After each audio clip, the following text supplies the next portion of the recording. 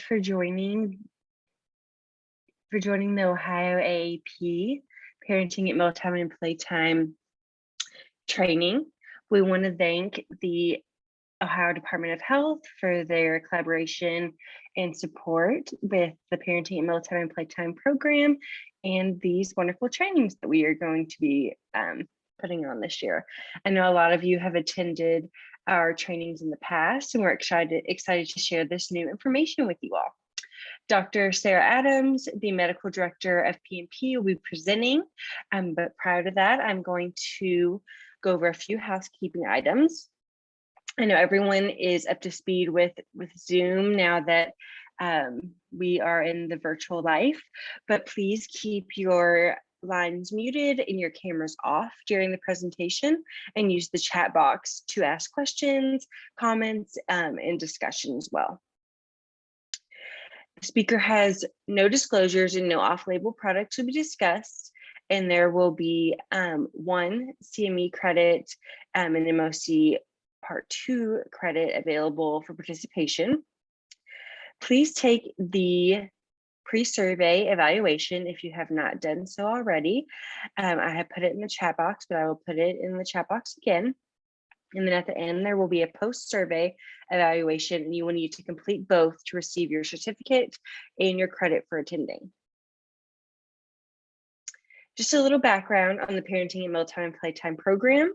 In 2014, it launched as a quality improvement project, and there have been 7 waves and trained over 300 primary care providers.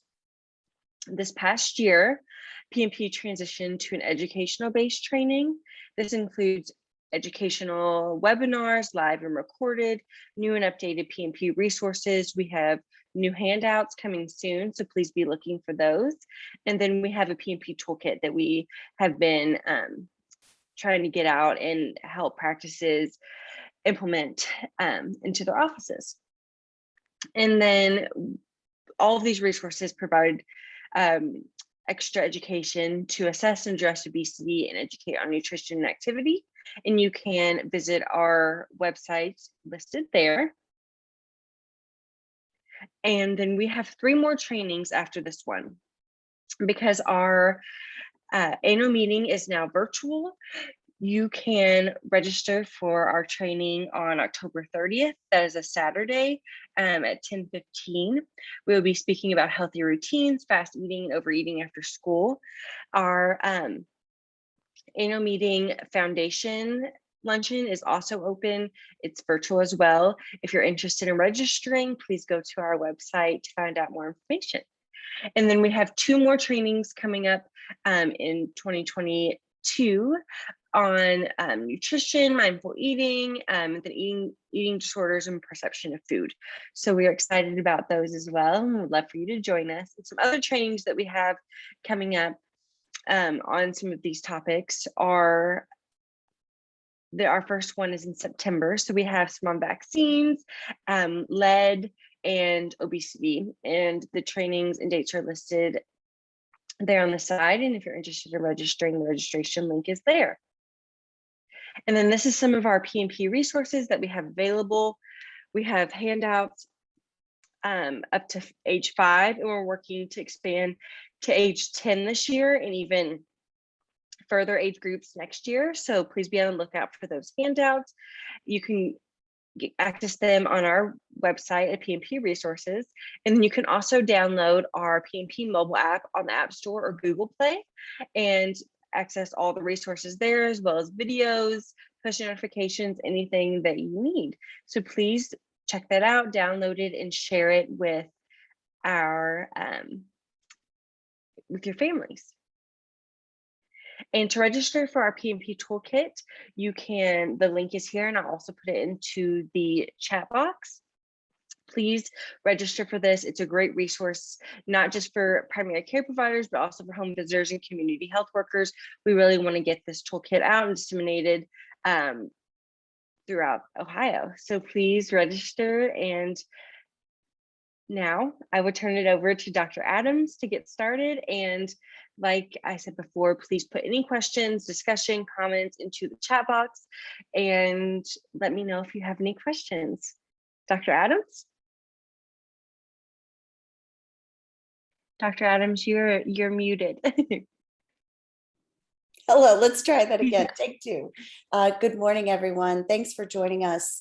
We are so pleased to have you here this morning. It's a beautiful day in Northeastern Ohio, so wherever you're coming from or joining us, I hope the sun is shining at your home too. So we're going to talk a little bit about a very brief overview of social determinants. There's so many topics when it comes to social determinants, but we want to mention it because it definitely ties into problems with obesity and body positivity. We're going to talk about exactly what is body positivity. You know, we hear it a lot around, and so we're going to talk about that and really delve a little bit into the fact that body positivity, body image starts at a very early age, which is, to me, even as a pediatrician, alarming. We're going to also then go into what are some goals and tips that we can give parents and also give ourselves. And I'll mix in a few examples along the way. So social determinants of health, or a lot of times determined, SDOH, are conditions in the environment where people are either born into it, they live, they learn, they work, play, worship, and age. And it affects a wide variety of health issues, functioning, and basically quality of life. And it affects their quality of life outcomes and the risks that go along with it. I love this little diagram because sometimes, even for myself, I have to remind myself exactly what is included in the social determinants of health, because a lot of times we always think about just economic stability, but especially in my office, I find things like healthcare to be probably one of the social determinants of health that parents tend to check off more often. Another, of course, is food, food insecurity, etc. So social determinant of health affects economic stability, social and community context. It absolutely, like I mentioned, it's conditions and environments where they're born into, so their neighborhood, their environment, healthcare, and then of course education. Excuse me. So social determinants of health have a major impact on people's health and well-being and quality of life, as I mentioned. And it contributes to a wide variety of health disparities and inequities.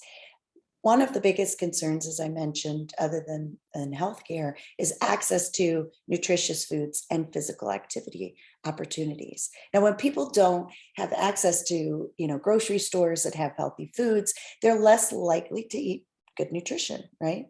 So lower availability to like fresh produce ends up being that they're going to reach out to more fast foods.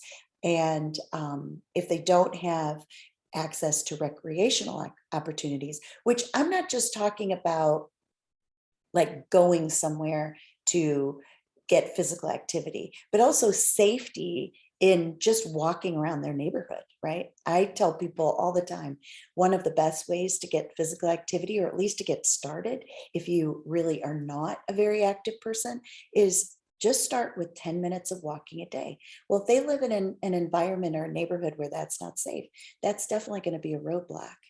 And what does this lead to? Well, obviously suboptimal nutrition and less physical activity. And those things raise their likelihood of risk factors such as heart disease, diabetes, and obesity. And we know that it starts at the very early ages. So what can be done to help? And we're going to review some things, because here's the deal. We can tell people, oh, you need to exercise, you need to eat right. And later in my discussion, you're going to see that basically what I want children at a very early age, all the way into adulthood, when they think about their body, I like to endorse, it's about the nutrition. It's about how you nourish it. It's about how you make it stronger when you're physically active. There's so many things that just make us feel better. And I'll say this again later, it's not the number on the scale or even the image that we see in the mirror. It's all about how we feel. And we know that if we eat nourishing foods, we know that if we get good sleep, drink water, if we get physical activity every single day, then that is going to empower us to feel better about ourselves.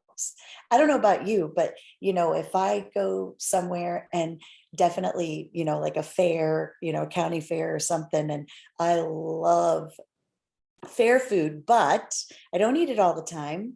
And when I do, you kind of realize, oh, I don't feel so good. Right? So this is what I'm talking about. We can tell them, look, You too.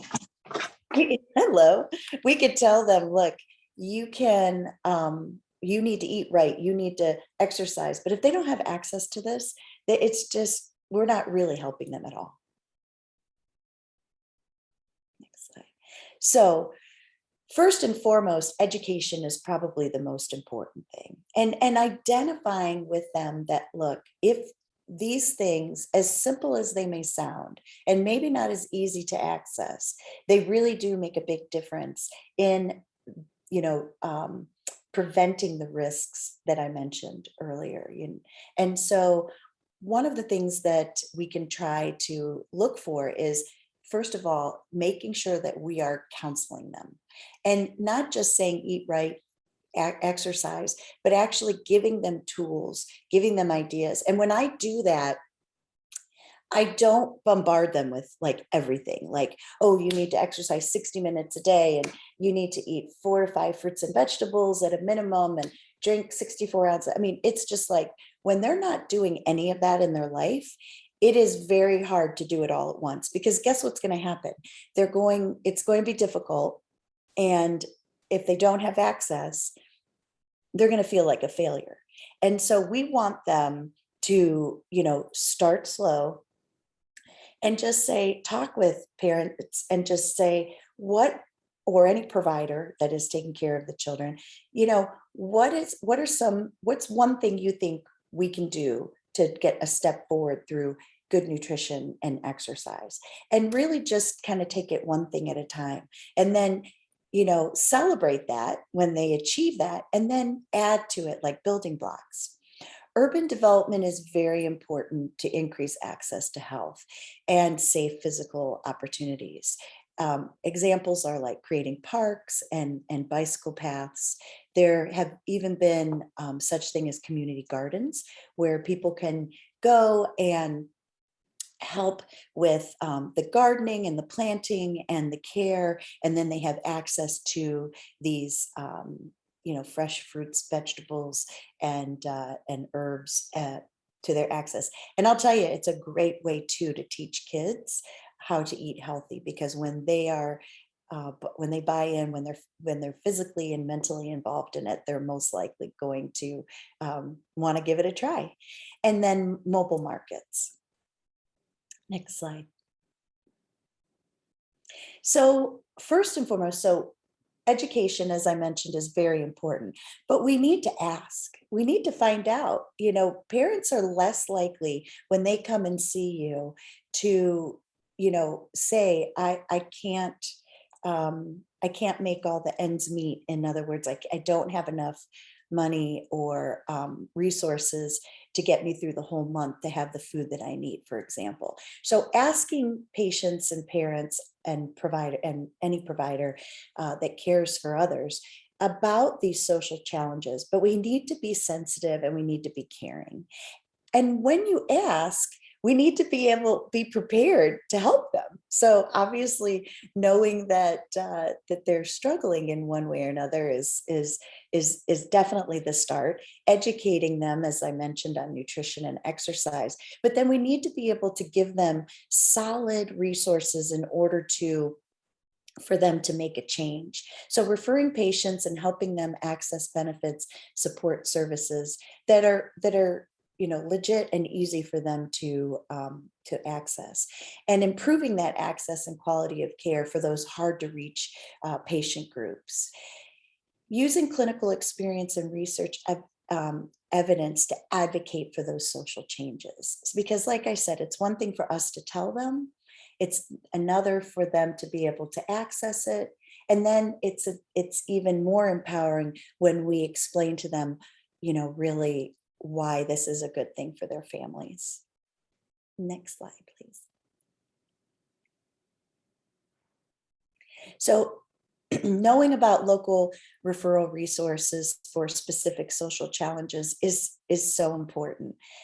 We at our office have a questionnaire that we give to our patients. Everyone gets one when they come in, and it lists all the different social determinants of health in several questions, several sensitive and caring questions.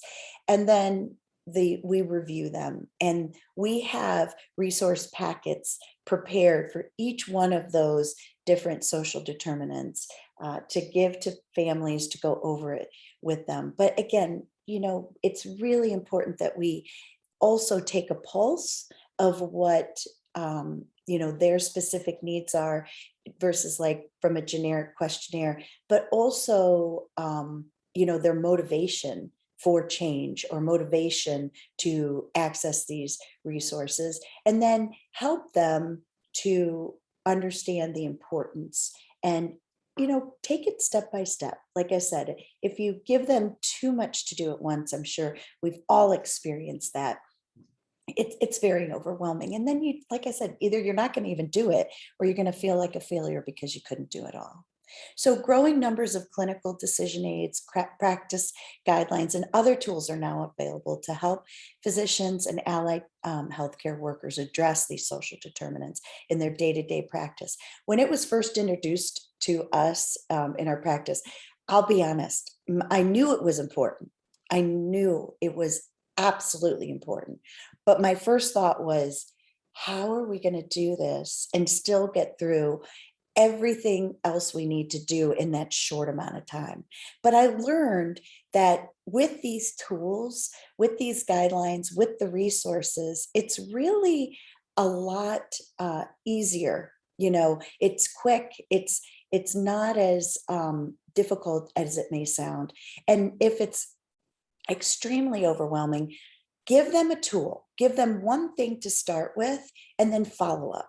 And then you can build on that, because we know that in whatever reason you were meeting them, like for example, a well visit in my case, there's still a lot of other subjects we need to get through, such as immunizations and their growth and nutrition and all those things. So sometimes what I'll do is, instead of just giving them the information and saying, well, we'll follow up on this, I try to make sure that they walk out the door with one tool, one educational tool and goal that they can start with, and then we follow up after that, where we can get into it more, so that they at least feel like they're walking out the door and knowing that they can start now. And if you do that, chances are they're going to follow up and come back. Next slide. So I kind of feel like body positivity is a buzzword now, right? I think of it as a very positive thing. And so it refers to the assertion that all people deserve to have a positive body image, regardless of how society, pop culture views ideal shape, size, and appearance. And so that's the definition. When you look up body positivity, that's what the definition is.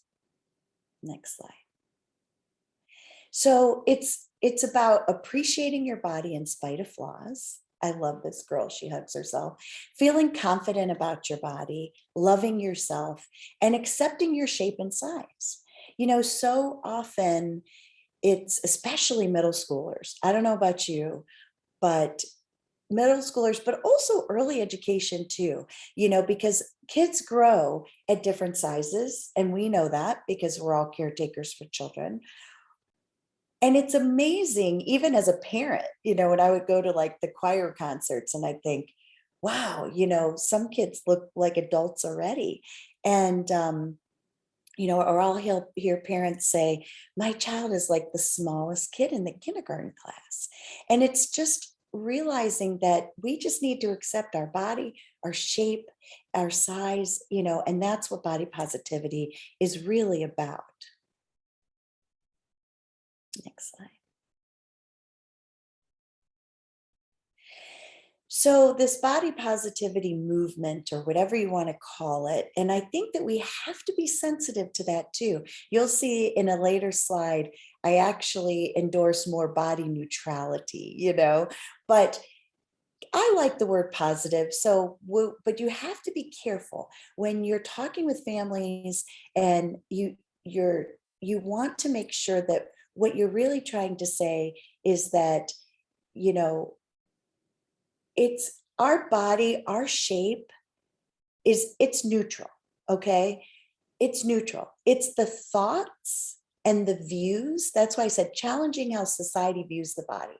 It's our thoughts about what our size and shape that is what drives our emotions, our feelings, our actions, right?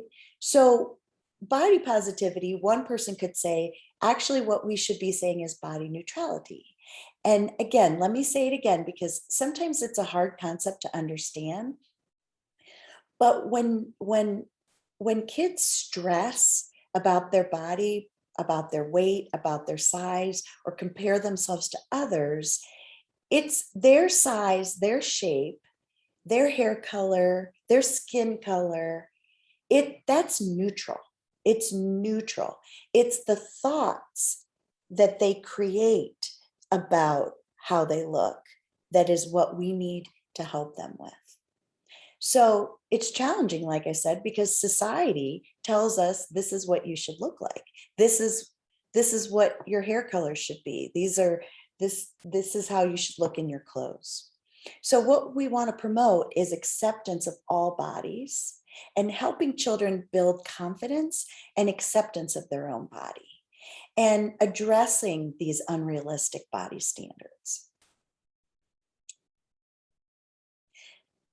And I love I don't know about you, but I can always look at pictures of kids. But one of the things that I love the most about kids is that, they're still, and I say this to families all the time, they're still like clay. It's not too late to help them, to mold them. And so don't be afraid, to delve into this issue, because it really affects so much of their life going forward. A lot of times too, I tell families, look, it starts from the top. And so it's really important that we help caretakers also feel good about themselves. If they're not eating right and moving their body, it's going to be hard for them to model this type of lifestyle for their kids. And so I kind of, when I give education, I try to include it as a family. So what influences our thoughts about what image we have of our body? Well, of course, our size and shape. I mentioned that before, and everybody is made and built differently. Race, gender, sexuality, and disability, these all influence how we feel about ourselves. There's popular media influences, the food we eat, what food we should eat, there's diets out there that are being promoted by people who really don't have the education to provide that type of nutritional instruction. Exercise, which can be too much in some cases. What clothes, just what health looks like in the first place. Identity, how we identify ourselves, and then self-care. And there's so much out there about this. And so what we want to promote is to help them develop a healthier, more realistic relationship with their body. Next slide, please. So I love this quote. Body image refers to a person's subjective perception of their own body, which may be different from how their body actually appears. If you have to, read that again. And what that is, again, is what our shape, what our size is, what our skin color is, how we look in our clothes. It's neutral. What this quote is trying to say is it's our own perception of our own body. It's what thoughts we make about our body that we need to help children manage. Next slide. So how do we form it? Well, young children suffer from body dissatisfaction. I'm going to go over these statistics, which were alarming to me, but I researched them when I, of course, was preparing this talk for everyone, and realized that it starts from a very young age. So kids begin to worry about their body weight as early as between 3 and 5 years old. So in those preschool age groups, they're already starting to worry about what their weight and what they look like and compare themselves to others. Between the ages of 6 and 9, 50% of girls in this study and 33% of boys felt ideal body weight was less than what their current weight was. 25% of kids have done some sort of dieting before 7 years old. They say things like, he's fat, she's fat, I'm fat, I feel ugly, I wish I was as pretty as someone else. And kids will, even at a young age, start refusing food due to fear it's going to make them fat. Next slide. And what does this lead to? If we have a perception or a thought, remember, of this neutral body, if we have those thoughts in a negative manner, it leads to depression. It leads to eating disorders, low self-esteem, unnecessary dieting or extreme dieting, and excessive exercise. But I even could put in there that it could also lead to binge eating. I didn't include that in the slide. Sometimes kids will just be like, well, I give up. I'm never going to be pretty. I'm never going to be thin. So I'm just going to eat, junk food, and it doesn't even matter. So, and so we're dealing a lot right now, as we all know, in healthcare with depression and anxiety for many reasons. But having a negative self-perception of yourself and your body image absolutely carries into, each year as they get older, and leads to significant depression, anxiety, and especially eating disorders. Next slide, please. And remember, eating disorders can be either, being, like not just anorexia, for example, or bulimia, but we're also talking about, like I said, binge eating and overeating and excessive obesity, which then leads into so much more other than depression, but things like, diabetes as they get older, or even as young teens, but also, poor sleep, like sleep apnea. If they are getting involved in physical activity, they tend to have more injuries. It goes on and on and on. So body image, I do want to mention a little bit about sports and body image in sports or physical activity, and how sports and physical activity can impact body image. So the good news is overall, there's a positive connection to sports and body image perception. So yay, it definitely, helps increase self-esteem and personal acceptance, self-efficacy. When I was doing the research, like I said, self-efficacy and self-esteem just came up over and over and over, because you feel like I can do something, right? Self-determination and motivation. So overall, it's extremely positive. Next slide. But is there a negative impact? Well, there are certain sports that value weight and body image.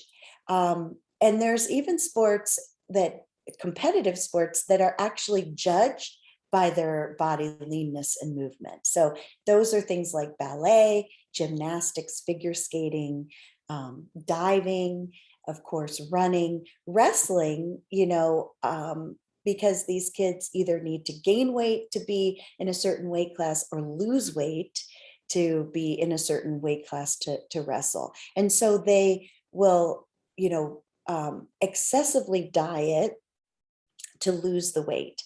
And so, because they need to be at a certain weight class. Football is also one. And you might think to yourself, football, but I'm going to share a story about my own son who was 8 years old and wanted to play tackle football. And he weighed too much. And so, and I understand the reason for that because he's my husband's 6'6". I'm only 5'1". So my boys are pretty big. So even at 8 years old, he was a pretty big guy. And he was kind of built like me, stocky, or he is built like me. He still is. And so anyway, he didn't have a problem with his self-image, but it was discouraging to him that someone would say to him, look, you can't play football because you weigh too much. And to tell that to an 8-year-old is like, you know, and so especially as a parent, when you're trying to tell them like, you're beautifully and wonderfully made, right? And so anyway, he had to make a certain weight. So it was very important to me that we did it by nourishing his body, by really focusing on nutrition. So indulge me for a minute because I have a funny story to tell you. So I don't even know if there's CC's anymore, but there used to be a CC's near here where we lived. And they do have salad and, pizza. And so I told him you can have, one piece of pizza. And luckily he loves salad. And I said, you can have salad. And I told him you can have one brownie, so it's all about moderation, right? And so he brought this to his plate. And while my other son was playing video games, I noticed he got up and I kind of watched him. And here he went over to the, buffet line again. And I'm thinking to myself, what is he doing? And then when he walked back, he had powdered sugar all over his shirt. So the poor kid went up to the dessert area and was eating another brownie or two at the line because he didn't want to bring it back to, because I told him he could only have one brownie. And I just laughed and thought, bless his little heart, and he tried to like not, act like he didn't do it, but with powdered sugar, he was busted. So anyway, it involves like a lot of sports. And so, we have to be very careful as parents, as coaches, as healthcare educators that, we make sure that, okay, maybe they do need to do this, for whatever their sport is, but it's not about being that weight. It's about nourishing our body and being healthy and strong so that we can be a better athlete. It's all about how we word it, right? And then, of course, this can lead to eating disorders if it's, a continuous process. Next slide. So overall, though, like I mentioned, sports or physical activity absolutely enhances body image or body perception. And it releases what I call the happiness chemicals. So often parents will say to me, well, what can we do that doesn't involve medication? And I tell them all the time, move your body, learn to eat really healthy foods and think of it as nourishment. And when you move and exercise, even small amounts, it endorses those happiness chemicals like endorphins, dopamine, and adrenaline. And it makes us feel better.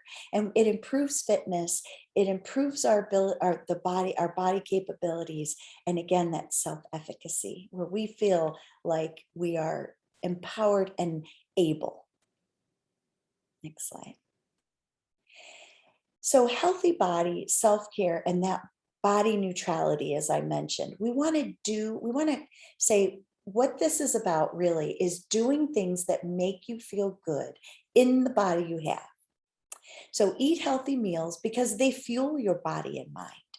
Again, going back to what can we do for my child with ADHD? And I know that's not the subject, but I'm going to use it as an example. What can I do for my child with ADHD instead of medication?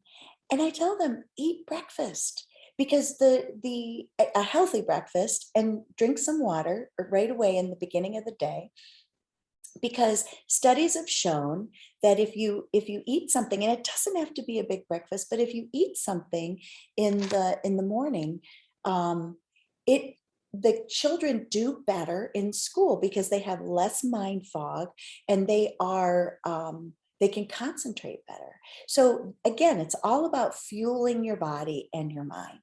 Exercise to feel strong and energized. As we mentioned, exercise does a lot for our body, neutrality. And wear clothes for the body you have now. And what that means is, I don't know, we could raise our hands, check a box, whatever. I know I've got clothes in my closet that I can't fit into, but I'm thinking someday I'm going to fit into them. We need to just wear the clothes and feel good about the body that we have now. Purge social media that don't make you feel good about yourself. It's if it's toxic, so don't follow these influencers or these people, or even some of our acquaintances, if they don't make us feel good. If you're going to be involved in social media, of course, that's a whole nother subject for parents to help them supervise what their kids are doing on social media. But what we can tell them is, if you are involved in any type of social media, if it doesn't make you feel good, don't follow it. You need to follow things that are going to make you feel good about yourself, and respect your body and create a positive connection to food. One of the things I tell parents when I'm educating them about nutrition is that there's all the time foods and there's some of the time foods. And this is an easy sentence to say to young kids. 3 to 5 year olds can understand there's all the time foods you eat all the time, every day, like milk and water. And, I name specific fruits and vegetables. I talk about eating the rainbow and how delicious it is. And then there's some of the time foods, like when you go to a birthday party and somebody has a cake or cupcakes, and those are some of the time foods. And they're okay, because we want to create a positive connection to food and help kids in those early preschool ages, and even before that, to understand that food is about nourishment. It's about making us feel good. It's about improving our health and our wellness. And we don't want to teach them that at 16. We want to teach them that in those, well, first of all, in the 0 to 2 year age. I call that, like, the first 1,000 days are when you start to create those connections with different variety of foods. But then even from 2 to elementary school, this is even more important. And we know those are the picky times. So we want to have a positive connection to food, and that helps along the way as we get older to realize that we're not going to, they're not going to get fat if they eat a certain food. Next slide. I could go on and on. So how do we help? What tools can we actually give anyone who cares for children? What are some tools that we can tell them so that they know, again, because we can say all this as much as we want, but what can we do to make these changes? One of the most important things is to watch your words. Even I realize how important this is, and I'll go through some examples. Try not to focus on appearance. Emphasize exercise and healthy eating over the weight. So it's not about the number on the scale. I get asked all the time, Dr. Adams, how much should my child weigh? And I'm like, whoa, I don't say it like that. In my brain, I'm going, ooh, ding, ding, ding, we need to talk about this. And I tell them, you know what? It's really not about the weight. It's really about what they're doing and teaching them about healthy eating and exercise and moving their body and getting off their bottom and over the actual weight. Because as anybody that's ever seen a growth curve, it's goes from 5% to 95%. And so much is involved in actually what that weight, range should be. And so I don't give them a weight. I don't say your child should weigh this much. Scan toys. So this is interesting. You might say to yourself, well, what does that exactly mean? Well, realize too, when we were talking about social media influences, that sometimes the toys that they play with can also send a negative message or a perception of what they should look like. Talk about gender and body stereotypes that kids see in ads or in media. It's very important. Don't be afraid to talk about these different things and diversity. And we're talking about the preschool ages. Don't be afraid to start talking about that even as a young age. And limit screen time. So much of, especially with 2020 and everything that's gone on in the last, couple years, it's been pretty intense, as we all know. And so limiting screen time not only helps them get up and off their bottoms and become, an exercise or move their body more. But screen time also can play a big role in how they feel about themselves. Next slide, please. So we're going to tackle each one of these. So I'll give you a couple examples. So watch your words. So there was an 8-year-old female who came into my office with her father, and she was tall. She was in the 95th percentile, and her weight was in the 80th percentile. So she certainly wasn't underweight, but she was very tall, and so she had a very tall, thin appearance. And it was interesting to me because the dad kept calling her a stick. He kept saying repeatedly over and over, "You're such a stick. You're such a stick." And it made me realize that we have to really watch our words, what we say around our kids. I didn't put this in there, but I also recall a 16-year-old, and they came into the office. And of course, everybody gets a weight, right? And she was standing on the scale in the middle of the, hallway. And the mom was like, "What's her weight? What's her weight?" Asking. And then when the mom heard the weight, she was like, "Oh my gosh, you gained so much," or blah, blah, blah, And I thought, oh, we just have to watch our words. Same thing is I caught myself doing it. I saw a 17-year-old recently who I have known since birth. And literally in the last year, he grew, I don't remember exactly how many inches. And I found myself commenting unconsciously, about how tall he was. Now, it's one thing to kind of say, "You have grown tall. Look how, here's your growth curve, blah, blah, blah," and encourage them. But I just kept saying it over and over. And I realized we, even as providers, need to model that. We need to, show that positive perception of being tall, being thin, being whatever size that they are. Next slide, please. So try not to focus on appearances. And so I had a 10-year-old girl, and she asked me, she goes, "Why can my friends eat junk food and not gain weight, but I eat it and I gain weight?" And I thought, oh, this is a very good question.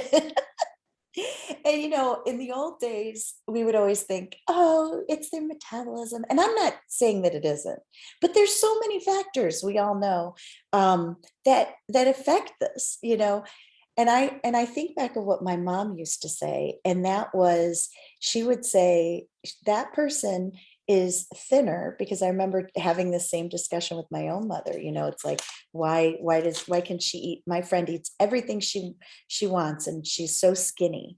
And my mom would say, "You know what? She really doesn't probably eat that much. And so it made me realize that it really wasn't about what she was eating. It was really more about how much or how often she was eating. So this is where, again, we can go into the discussion about all the time foods and some of the time foods, and just focus less on the actual food. They were specifically talking about like Rice Krispies, treats and things like that. And just talking more about what we eat and how it makes us feel, as opposed to what we eat and how it's going to change our weight. Next slide, please. And I apologize for my image here. Like I said, the sun is shining, and so it's rising here in Hudson, Ohio, and so again, I apologize that it's very streaky. So anyway, emphasize exercise and healthy eating over weight, as I mentioned. So discuss the benefits of physical activity, not just in making us feel stronger, not just in how it's going to help manage, our health, but remember that what I mentioned about how physical activity improves self-image, self-efficacy, determination, and motivation. And so talk about all those benefits, because I think that there could be more buy-in if we realize, look, if our kids are more physically active, they're going to feel better about themselves, not just be healthier on the inside. It's all about that mind-body connection. Focus on how our body, go back, sorry. Focus on how our body feels when we eat healthy. Again, it's not just about like what, when we eat junk, we're going to feel like junk. When we eat healthy foods, we feel better. Our mind is clear. Our tummy feels better. And everything just works. We sleep better. And so focus on how food makes our body feel. Sometimes when I'm educating parents of picky eaters, I tell them, teach them to be good tasters. And then don't ask them, did you like it? Because chances are they're going to say, no, I didn't like it. Ask them, how did that make you feel? How did the food make you feel? Go into the senses, the smell, the taste, just everything that goes around, and help parents create. This is what parenting at Mealtime and Playtime is all about. It's help parents create a positive outlook on food and meals, that it should be fun and it shouldn't be a struggle. They provide and the kids decide. But ask them, how does the food make you feel? Less focus on the number of this on the scale, as I mentioned. If they ask, what should my child weigh? Let's talk more about what they should be doing to feel better. Talk about positive things they do to help their body, and ask them, what are some things that you do that make you feel good, that make your body feel better? Because if you set realistic goals, you're going to get them to buy in. And so that goes into, again, like, for example, when I've got a child who's, just likes to drink a lot of juice, to tell a parent, look, no more juice, just milk and water from this point on, is really tough. So we kind of go through, okay, how much juice do they drink? And then we say, well, let's start this week by drinking this much less and drinking this much more water. And so setting realistic goals and then working towards them, not only are they going to buy into it, they're going to be able to achieve it. They're going to feel great. The kids are going to feel great. And then they're going to be more motivated to do what the next step is. Next slide. So scanning toys, tell families that they can use these toys to talk about gender, to talk about body, to talk about the differences, the hair color, the size. But remember that some of our toys are even unrealistic. And talk about also body stereotypes that are in ads and media. One of the things that young kids do a lot of is YouTube. I think we can all agree. They love to watch YouTube videos. And so make sure that first and foremost, what they're watching is positive and gives that positive perception, but also take it as an opportunity as a child care provider to talk about, what do you see? How does it make you feel? What is what you're watching help you make, think about yourself, and making sure that they're only engaging in activities that make them feel good and that are going to promote, body neutrality or positivity. Next slide, please. So young kids, they are watching YouTube. I sat there and watched my 4-year-old niece watch. She just watches YouTube, and what she watches is other little kids who are playing and or singing or dancing, and it's amazing to me. And so it's so important that we educate them to know exactly what their kids are watching and how it promotes, and influences them to eat healthy, to move their body, and to not feel like I should look like that person on the screen. TikTok, oh my gosh. I mean, granted, there are some great recipes, but we need to be aware that all these social media avenues, Instagram, TikTok, YouTube, that even our very, very young children have access to, keep in mind that those influencers may not have the education to be able to counsel on nutrition, on exercise. And so we really need to know what our resources are and what our kids are watching and listening to, because it could be somebody who really doesn't have the credibility or knowledge and giving information that can be harmful. Next slide, please. Excessive screen time is associated with depression, anxiety, inattention, poor sleep, and physical inactivity.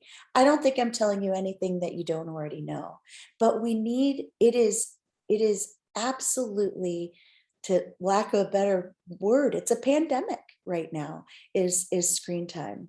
And so childhood obesity increased during the first year and a half of the COVID-19 pandemic, according to studies. And we're now, and that's one of the things about our annual meeting that I'm really excited about, and I hope that you will take advantage of, is how do we pick up these pieces? How do we continue to keep our families together, even as things are evolving right now in our world? And so it's so important that we understand what the problem is and then move forward to try to make sure that they have the resources and the knowledge, and again, small steps to make really big changes along the way. So the obesity is really due to less physical activity and this increased screen time. But screen time also, as I mentioned, brings on media and social pressures that our kids are looking at these unattainable body ideals. Next slide.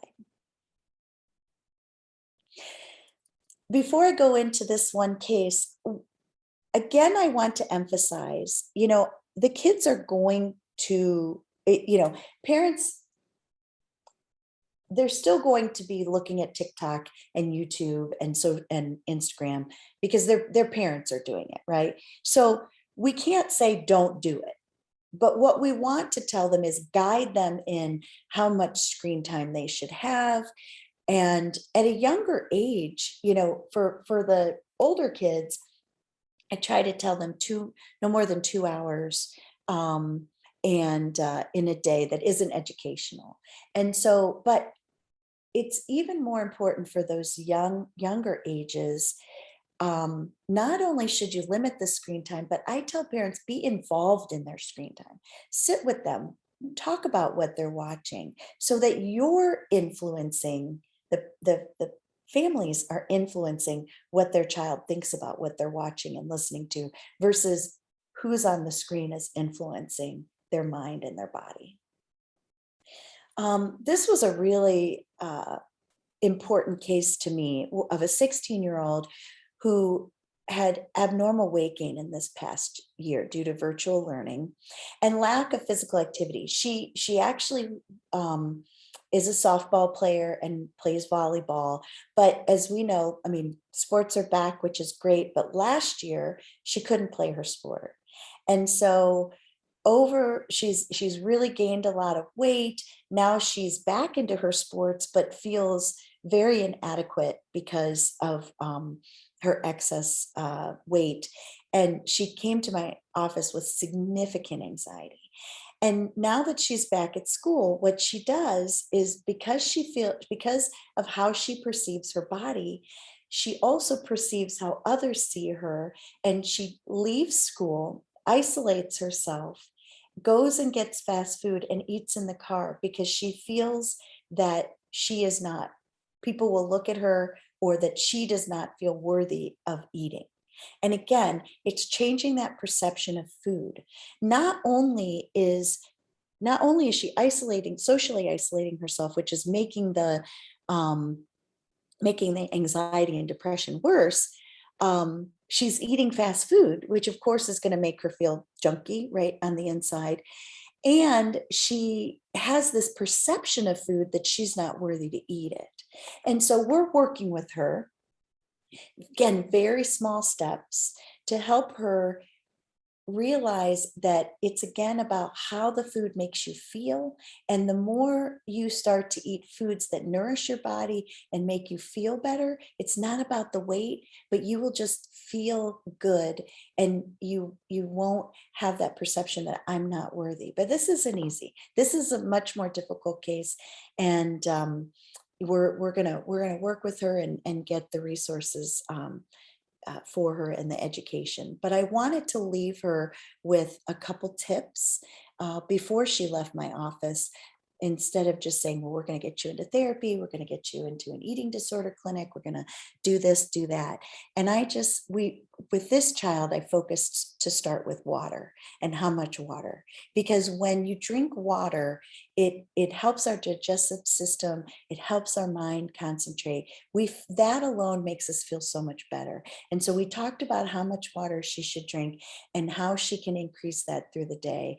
And then the next week, we started focusing on the fruits and vegetables that she likes, and maybe packing some lunches that are healthy. And I gave her some tips. So again, this is an example of something a little bit more serious, but we can take small steps to make really big goals. Next slide, please.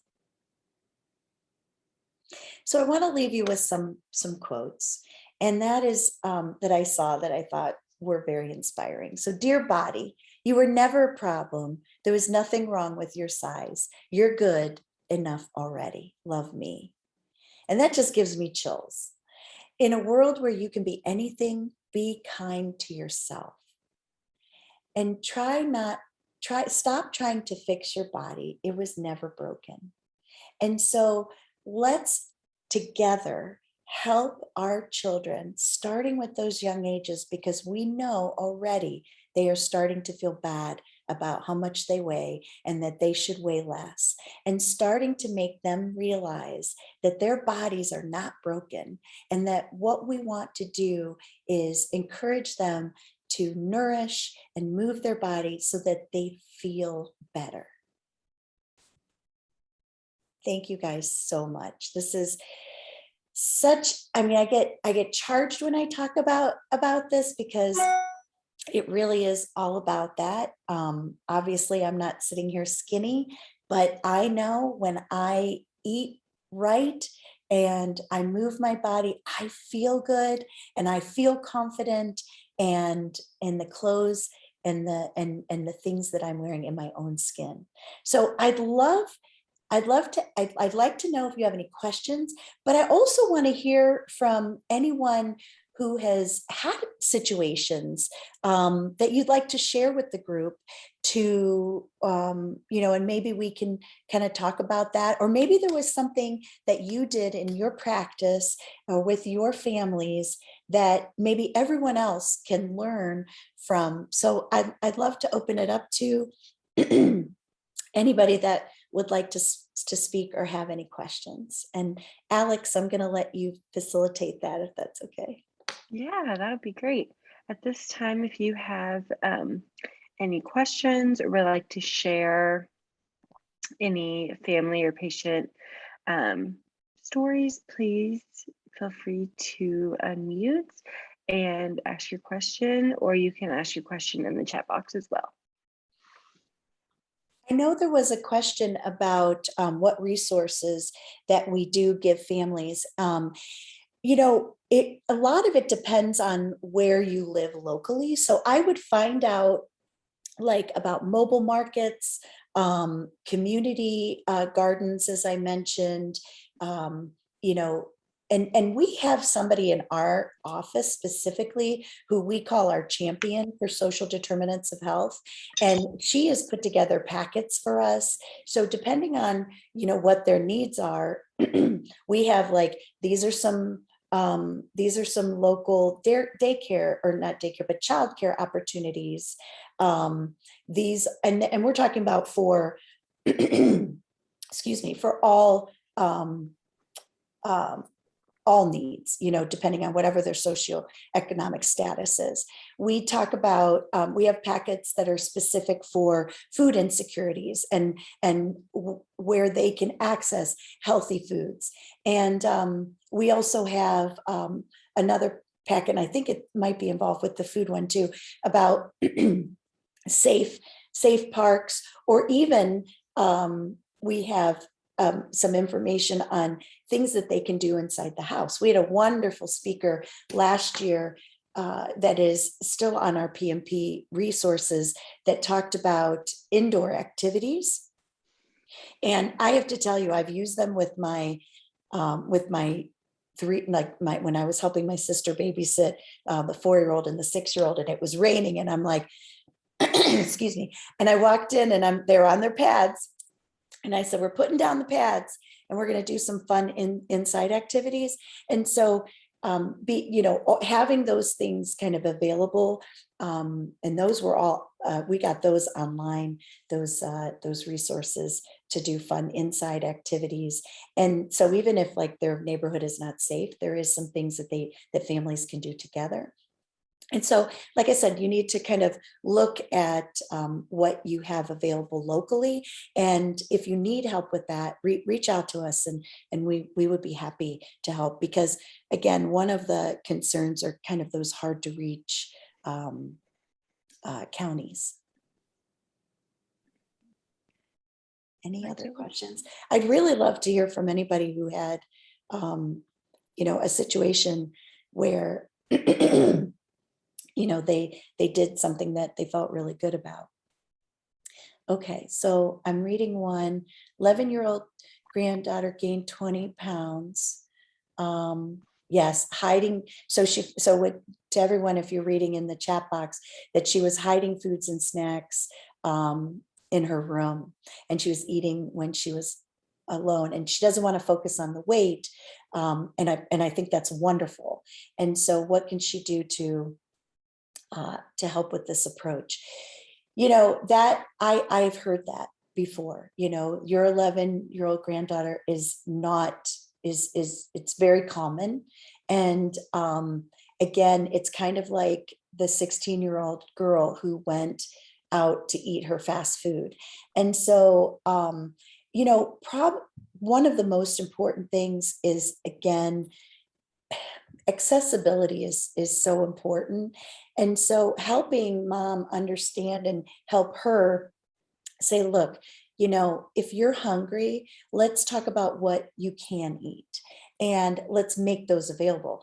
I would have carrots and hummus and apples and all kinds of things that I knew my kids loved in the fridge, but I didn't bring them out. If I didn't wash them, cut them, have them there available, they just didn't eat it. It really, and one of our discussions at the annual meeting, which I hope you will attend, is about like, how do we deal with that grab and go, those snacks, the wanting to eat. And I apologize, it might be one of the upcoming webinars, but we're going to address that. And so having healthier options. When my son um, when my son was going through that, where he had to be a certain weight, when he was still hungry, I said, well, let's pick a different food group.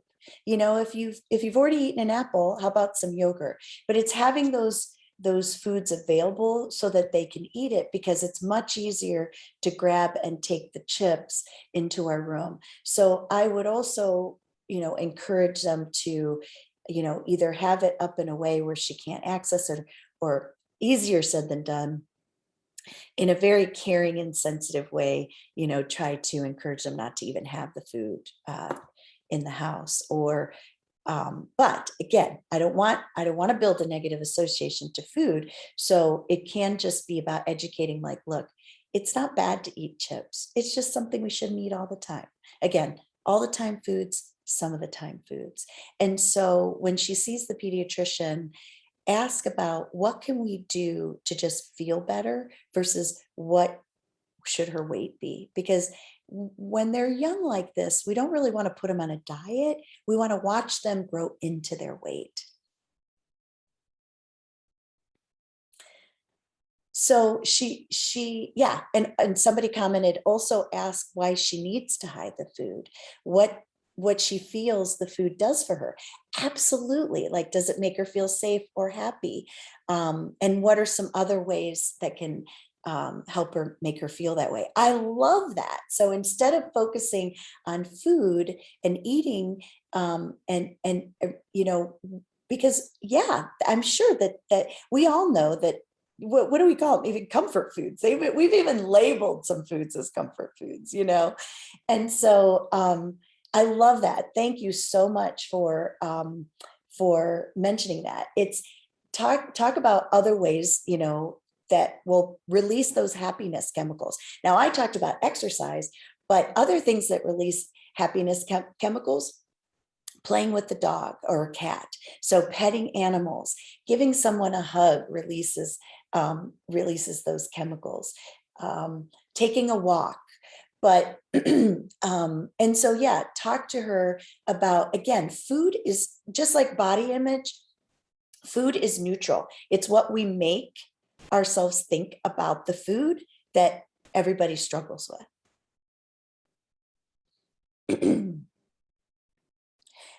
So struggling with snacks and feeling like I was hungry when others weren't, and I didn't want to be judged. So such a big thing, because again, it's a perception of food, it's a perception of our body, and it's a perception of how we eat. And so, and it's also the perception, like you said about with sharing with your mom. Thank you very much for sharing that. It's also a perception about how others perceive themselves and food. I mean, we're influenced by so much. And that's why I said it really starts at the top.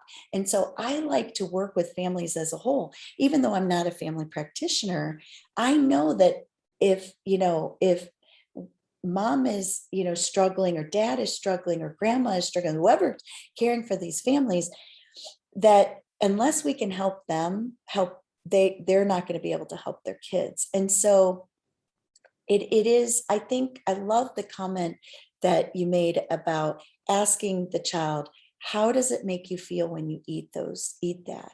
And so again, if they're feeling like they're not worthy, or if they're feeling like they know it's bad and therefore they have to hide, then that's what we need to change, that thought and perception. Because again, food is neutral. It's what we think of it. Yeah, dancing with your children. Absolutely. I think that's awesome. We call them in our house, we're going to have a dance party. And so we'll put on, some music that we like, and just dance. One fun game that we love to play inside is we take the grocery bags that our grocery bags that we kind of save either to recycle or use them for other things, and we put them in like a tail, and kind of like a flat football, and we put them in as a tail, and we play freeze tag. And because we do it that way, because when you're outside, just touching somebody, it's hard to get to, but when you're in a small, living room, it's easy to touch somebody and then you're it, right? So what we did is we did those as a tail. And so you pulled the tail and then you had to freeze, in a position of an animal. And boy, the kids loved it. And they play all the time. I want to make sure we covered all the questions. I think we might have. And any other thoughts, perceptions? There's so much that builds on this. And I think what I really want you to take home is that it starts at a young age. And so it doesn't mean we need to give up on our teenagers, but I'm just saying, like, it's very sensitive. Even just when parents ask me in the office, what should my child weigh? I immediately see the kids shut down. And so, but we can talk about this in a sensitive and caring manner and make a difference. Great. Well, that was a great discussion. Thank you everyone so much for your questions and your topics that you shared. For the post evaluation, I will send this out via email, but please take our post survey evaluation. As a reminder, the pre and post surveys must be complete to receive credit for attending the training. So please take that and I'll send it via email.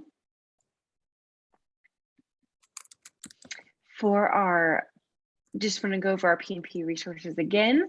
Please encourage your families and you also to download our mobile application on Apple Store or Google Play. It has all of our Rpmp resources on it, as well as other videos. And we are in the process of creating new handouts, so please be on the look for those and access them on our website. To register for our Rpmp Toolkit, the link is here and I also put it into the chat box. Please register and encourage any physicians or other people that you work with to register for it as well.